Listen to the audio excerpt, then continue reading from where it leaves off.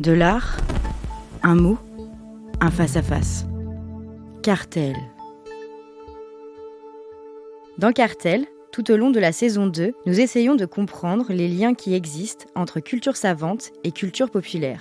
Et dans cet épisode, nous inversons les lois de la gravité. Durant les précédents épisodes de Cartel, on a évoqué un premier phénomène issu des sciences physiques, qui est celui de la percolation, Jean-Charles Verne. qui nous a permis de comprendre comment la culture haute peut, dans certaines occasions, descendre vers la culture populaire par une espèce de phénomène de ruissellement, donc de percolation. Maintenant, on va s'attacher au deuxième phénomène, qui est le phénomène inverse, qui permet à la culture populaire, à la culture dite basse, d'aller vers le haut et d'influencer une culture dite savante ou élitiste.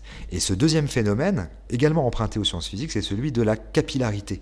La capillarité, quand on parle de capillarité, on pense tout de suite aux cheveux, shampoing, lotion capillaire, donc on aurait presque pu intituler cet épisode « Capillarité, on achève bien les cheveux », en s'inspirant d'un roman et d'un film célèbre. Alors la capillarité, c'est quoi ? La capillarité, c'est un phénomène d'interaction qui se produit entre deux liquides qui ne sont pas miscibles, ou bien entre un liquide et l'air, ou bien entre un liquide et une surface. Typiquement, c'est le buvard qui boit l'encre. Ce sont deux surfaces ou deux matières qui, théoriquement, ne peuvent pas se mélanger, et si vous posez un buvard sur une tache d'encre, l'encre va être aspirée vers le haut. Donc la capillarité, c'est un phénomène qui est dû à des forces de tension au niveau physique, et elle est mise en œuvre, donc je l'ai dit, avec les buvards qui aspirent l'encre, avec les éponges qui s'imbibent d'eau, ou quand on trempe une partie de son morceau de sucre dans le café et que le sucre devient tout noir. C'est-à-dire le café se met à monter contre la loi de la gravité. Typiquement, c'est aussi quand vous plongez un tube très fin, qu'on appelle pour le coup un tube capillaire, parce qu'il est aussi fin qu'un cheveu, plongez un tube très fin dans un liquide, et le liquide se met à monter à l'intérieur du tube. Donc le phénomène de capillarité, ça désigne généralement la capacité de certains liquides à monter naturellement, malgré la force de gravité, le long de ces tubes très fins qui sont plongés dans des liquides. Voilà. Donc ce phénomène de capillarité va nous permettre de comprendre assez simplement de quelle manière la culture mineure est susceptible parfois de remonter vers la culture haute. Alors, je vais prendre un exemple chez un peintre que j'ai déjà évoqué, qui est un peintre belge qui s'appelait Raoul de Keyser. Et Raoul de Keyser, c'est un peintre qui pratiquait plutôt une peinture abstraite, mais il utilisait dans ses tableaux abstraits, les lignes qui constituaient ces tableaux abstraits étaient des lignes qui étaient directement inspirées par les lignes de démarcation de terrain de football, par les paniers de basketball ou par les mailles de filet de terrain de tennis. C'est intéressant de savoir à ce propos que De Keyser, avant d'être l'artiste internationalement acclamé qu'il est devenu, a commencé par être un peintre amateur et surtout par être chroniqueur sportif. Donc en fait, lui, quand il a commencé à faire de la peinture, c'est la culture sportive dont il était issu qui, de manière naturelle et par capillarité, a imprégné une autre culture qui l'intéressait également, qui était la culture de l'histoire de l'art, donc une culture pointue. C'est exactement la même chose chez un peintre français comme Nicolas de Staël, qui, à un moment donné de sa carrière, a peint des matchs de foot. Parce que le foot l'intéressait, et que pour lui, il n'y avait aucune raison de se priver du football comme sujet possible d'une peinture. Bon.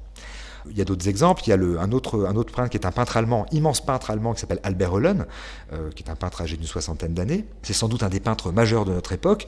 Il avait réalisé il y a quelques années deux immenses peintures monumentales qui faisaient 5 mètres par 6 chacune, qu'on avait exposées au FRAC Auvergne. Et les peintures s'intitulaient respectivement Mel et Vince. Mel et Vince. Et c'était un hommage rendu au groupe américain de punk hardcore The Melvins. Hollen est un fan des Melvins, et donc il a décidé de faire deux immenses peintures en hommage aux Melvins, sans jamais d'ailleurs s'interroger sur le bien fondé d'une telle citation au sein d'une production artistique qui est la sienne, qui est mondialement diffusée auprès des plus grands collectionneurs et des plus grandes institutions qui, pour la plupart, ne supporteraient pas l'écoute d'un seul morceau des Melvins. Voilà. Donc il y a vraiment cette idée à un moment donné de dire moi je prends ce que j'ai sous la main, peu importe le registre culturel auquel ça appartient, j'ai aucune raison de me priver de quoi que ce soit. Donc avec ces exemples, on comprend que la culture dite basse va infiltrer la culture dite haute, exactement comme la sève des arbres monte le long des troncs et des branches. C'est vraiment le même phénomène, la capillarité, c'est vraiment ça. On a déjà parlé de l'exemple des rappeurs invités par les grandes écoles à exposer leur conception de l'écriture auprès d'étudiants de haut niveau, des étudiants scientifiques ou littéraires. On ne peut pas accuser ces écoles de condescendance ou de démagogie, elles ont bien d'autres choses à faire. Simplement, il arrive un moment ou certaines formes culturelles qu'on considérait jusqu'alors comme peu fréquentables dans les hautes sphères, génèrent de nouveaux modèles, de nouveaux paradigmes, de nouvelles possibilités de réflexion, d'invention, d'innovation. Voilà.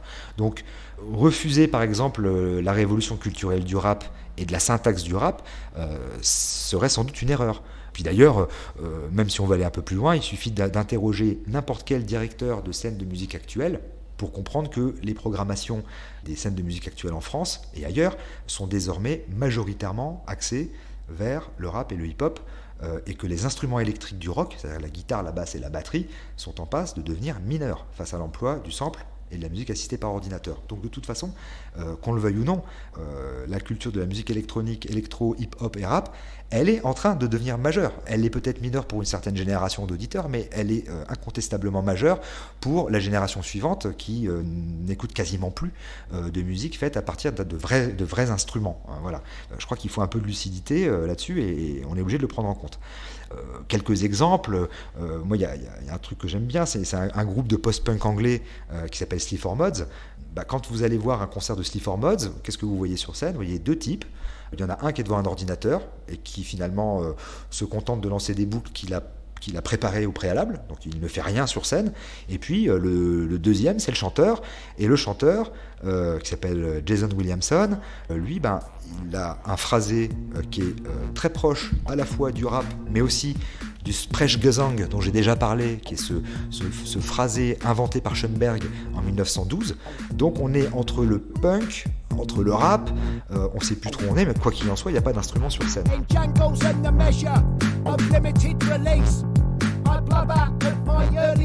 Ce qui est assez marrant d'ailleurs, c'est que la pochette du dernier album du groupe qui est sorti cette année, en 2020, elle utilise une illustration, et cette illustration c'est l'urinoir de Marcel Duchamp, le fameux urinoir qui s'appelle Fontaine, qui est cette œuvre que Duchamp a créée en 1917, sauf que l'urinoir, là, sur la pochette, n'est plus signé avec la signature apposée par Duchamp à l'époque, mais il est signé Sleaford Mods, et puis au milieu de l'urinoir, on trouve des vieux mégots de cigarettes.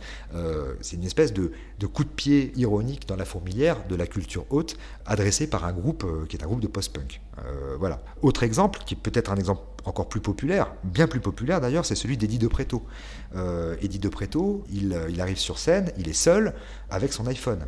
Et c'est depuis son iPhone qu'il lance les pistes de ses chansons devant des dizaines de milliers de spectateurs.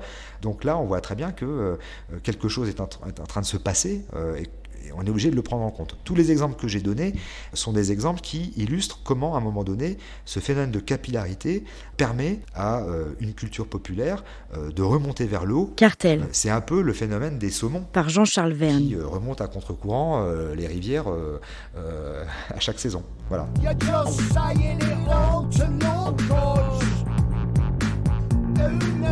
À retrouver en téléchargement sur toutes les plateformes de podcast.